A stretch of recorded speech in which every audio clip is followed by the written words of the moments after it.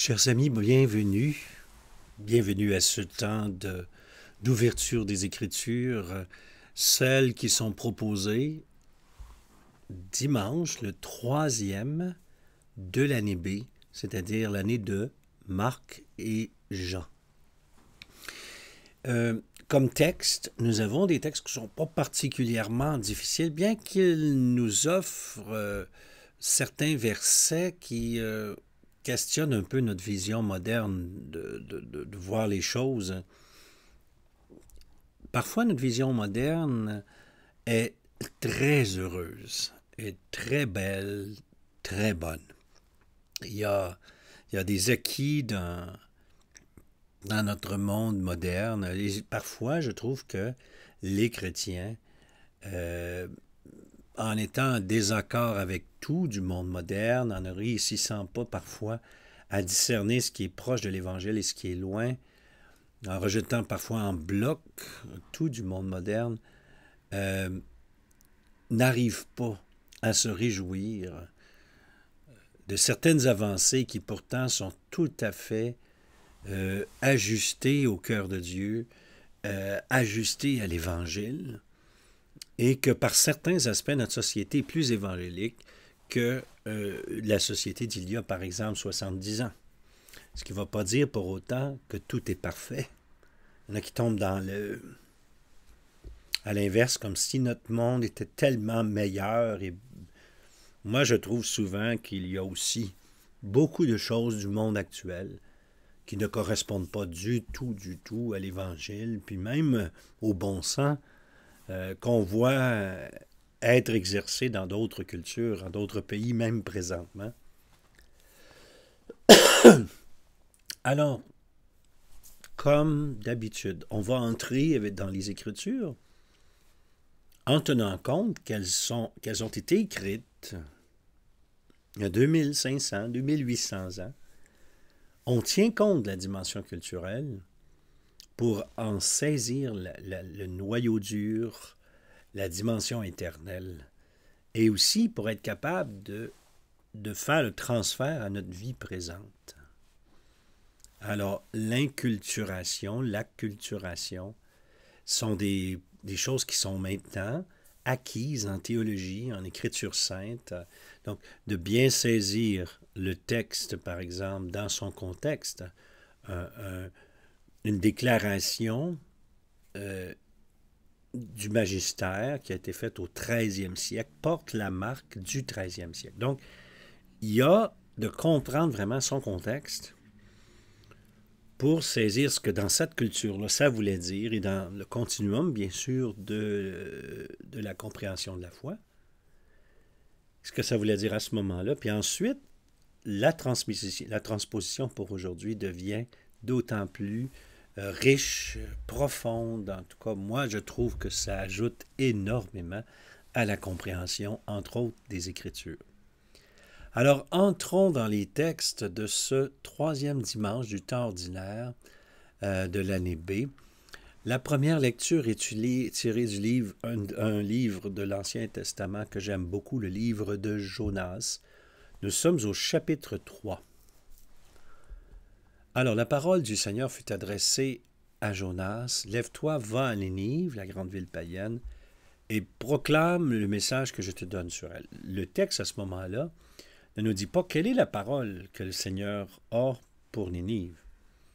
Ce qu'on sait, c'est Jonas qui prêche encore 40 jours et Ninive sera détruite. Et ça, c'est ce qui est très intéressant, c'est que le texte nous dit que Jonas proclame ça. Mais est-ce que c'est ce que Dieu lui a dit? Et ça, on ne le sait pas. C'est seulement au chapitre 4, en fait, qu'on va découvrir que Jonas ne veut pas que Ninive connaisse le Dieu bon et miséricordieux. Alors, c'est assez intéressant comme livre. Dans le fond, est-ce que Jonas, parce que c'est la grande ville ennemie, parce que c'est l'ennemi d'Israël, est-ce que Jonas, prophète d'Israël, est capable d'annoncer dignement la parole à l'ennemi Et puis, acceptera-t-il que l'ennemi se convertisse en bloc et avec enthousiasme à la parole de Dieu? Et ça, c'est l'ironie du livre de Jonas. C'est qu'en fait, dans le livre de Jonas, si vous regardez bien, là, tout le monde sert Dieu et se convertit. La mer sert Dieu. Les navigateurs païens, quand ils apprennent ce qui se passe, veulent absolument changer les choses. On balance Jonas par-dessus l'eau parce que c'est à cause de lui. Le poisson sert Dieu, qui attrape Jonas, le ramène dans la bonne direction. Jonas, lui, ne veut pas aller à Ninive, il ne veut pas faire ci, il ne veut pas faire ça. Puis quand il le fait, est-il vraiment fidèle à ce que Dieu lui a demandé de faire? Et puis finalement, quand Ninive se convertit, il se fâche. Alors, dans le récit de Jonas, tout le monde se convertit, y compris veaux, vaches et cochons. J'exagère un peu, mais on pourrait dire veaux, vaches et poissons. Tiens, on va dire le poisson.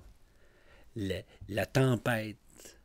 Tout le monde sert Dieu, sauf Jonas, qui est supposé d'être le messager de Dieu, qui est supposé d'être le prophète de Dieu. Lui résiste à la grâce.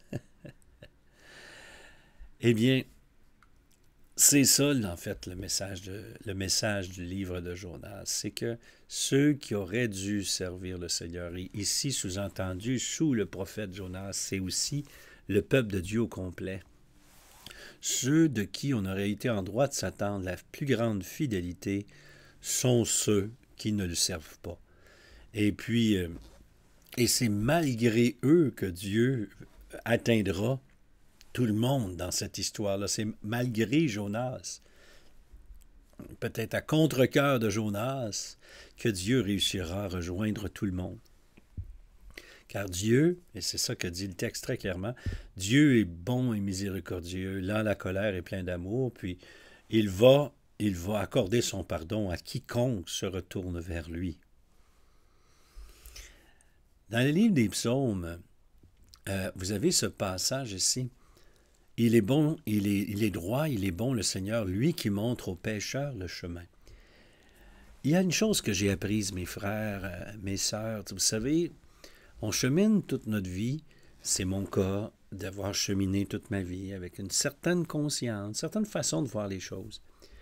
Et puis, le Seigneur continue de m'enseigner d'une façon remarquable. Je veux dire, attention, c'est pas que je suis remarquable, c'est la manière remarquable qu'a Dieu de m'enseigner.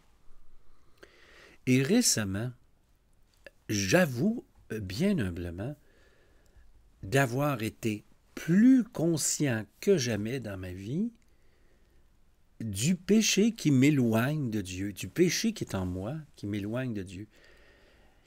Et ce ne sont pas nécessairement des grandes choses, ou je dirais, ce n'est pas les péchés qui feraient les manchettes des journaux. Mais même dans leur petitesse, dans leur finesse,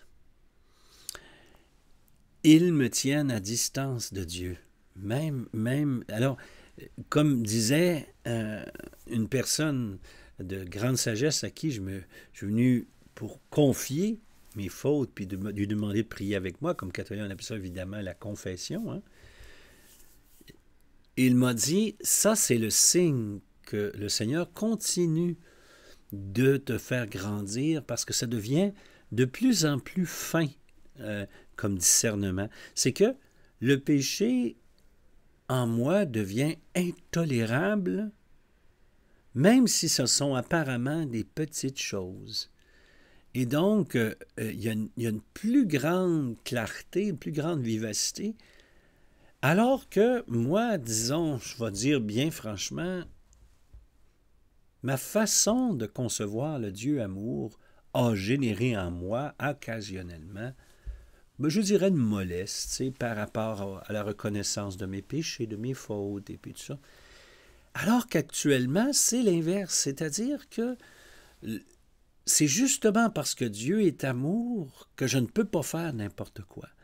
C'est justement parce que Dieu est infiniment amour que ce qui ne lui ressemble pas m'apparaît aussi clairement. Tu sais, c'est plus vif dans ma vie présentement que ça ne l'a jamais été. Mais cette clarté de conscience, cette clarté de conviction, si je veux dire, devant Dieu, n'est pas quelque chose d'écrasant, ce n'est pas quelque chose qui me tue, c'est quelque chose qui me fait vivre parce que j'en demande pardon, parce que je me retourne vers Dieu, je me retourne vers le Seigneur. Et c'est pour ça que il est droit, il est bon, le Seigneur, lui qui montre aux pécheurs le chemin. C'est que quelqu'un m'a bien fait comprendre que l'infinie bonté de Dieu fait pas moins de Dieu quelqu'un qui met en pleine lumière. C'est-à-dire, il n'y a pas moins, je vais dire ça comme ça, vous allez comprendre, il n'y a pas moins de jugement en Dieu au sens de dévoiler les fautes, là, parce qu'il est amour. Il n'y a pas de mollesse, il n'y a pas de... C'est pas une espèce de oh, c'est pas grave. Non, non, non. En Dieu, toutes nos pensées, tout ce qui nous habite est mis dans sa lumière. Et cette lumière-là, elle expose tout. Elle expose tout, elle exposera tout. Il n'y a pas de... Dieu est rencontré dans la vérité. Et cette vérité-là se fait jusque dans le moindre détail. Et ce n'est pas parce que Dieu est amour que la clarté n'est pas, qu'elle est moins vive. Non, non, elle est très vive, la clarté de Dieu. Mais cette lumière-là est une lumière bienveillante. La vérité de Dieu est bienveillante. Ce qui veut dire que autant elle révèle, autant elle pardonne, dans la mesure où on se laisse réconcilier, bien sûr.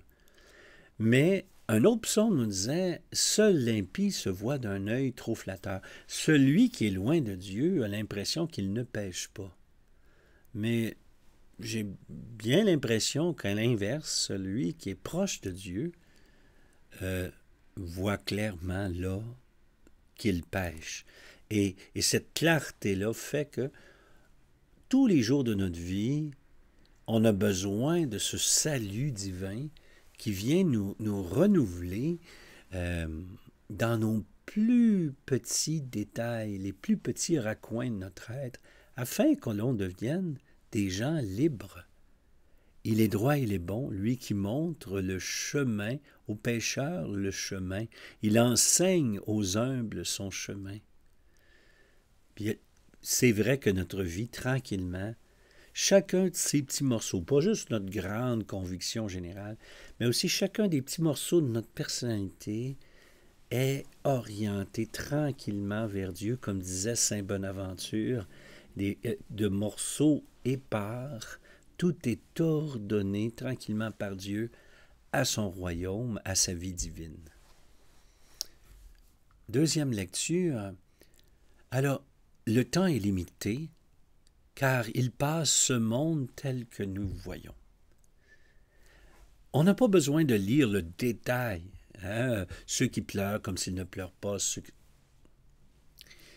Le temps est limité, car il passe ce monde tel que nous le voyons. Le début et la fin de la lecture de cette semaine, 1 Corinthiens 7, versets 29 et 31. C'est que le temps est limité à l'extérieur de nous, objectivement, le temps, le monde s'en va vers sa grande transformation, certains qui appellent la fin du monde, ce que les chrétiens appellent plutôt la transformation du monde. Bien, à l'extérieur de nous, ça progresse vers la transformation du monde. Mais c'est aussi vrai au niveau individuel. C'est pour ça, dans l'Église catholique, moi, je trouve qu'il y a quelque chose qui est plus ajusté. Il y a à la fois la grande fin du monde, mais il y a aussi la fin de mon monde. Le fait que moi, ma vie, sa longueur est très courte. Et donc, le temps est limité pour moi d'accueillir le royaume. Là, voyez? Et que dans ce temps limité qui est le mien, c'est important que je le consacre à ce qui vaut la peine et non à ce qui passe, comme dit le texte à la fin. Attention à tout mettre notre énergie à ce qui passe et qui demain sera flétri, demain sera rouillé. Construisons-nous un réseau de relations, un réseau de vie.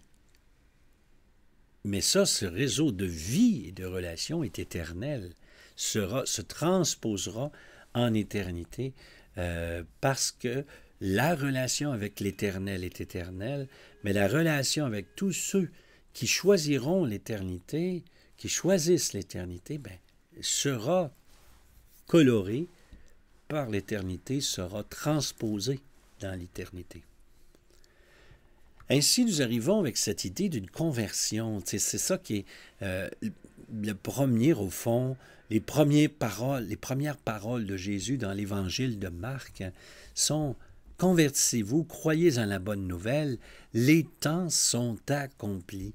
Aujourd'hui, c'est le jour du salut pour toi. » Toi qui es à la maison présentement, là, regarde, là, pendant que tu m'entends, eh bien, présentement, l'instant que tu vis peut être l'occasion d'accueillir Dieu et son royaume dans ta vie. Les temps sont accomplis. Cherche pas le demain. Cherche pas l'hier. Ne vis pas dans un regret constant. Accepte l'histoire qui est la tienne, qui t'a mené jusqu'à aujourd'hui, là.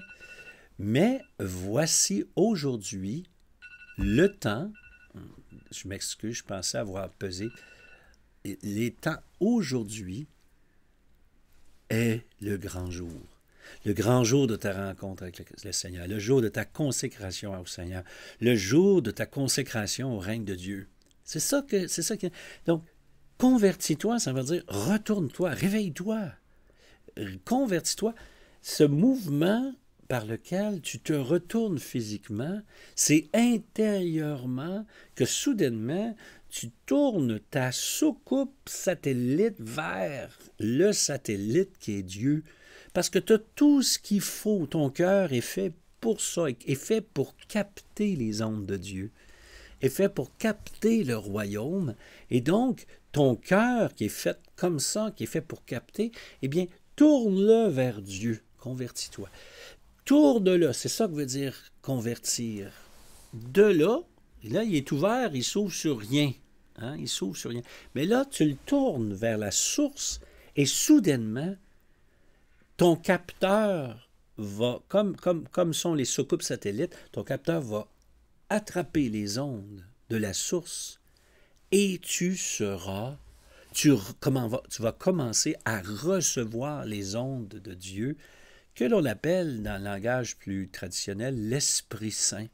Tu t'ouvriras au royaume de Dieu, au Père, tel que l'enseignait Jésus-Christ, à la Seigneurie de Jésus, mais désormais, ta vie sera alimentée de l'Esprit Saint, sera vive la présence et l'action de l'Esprit Saint en toi.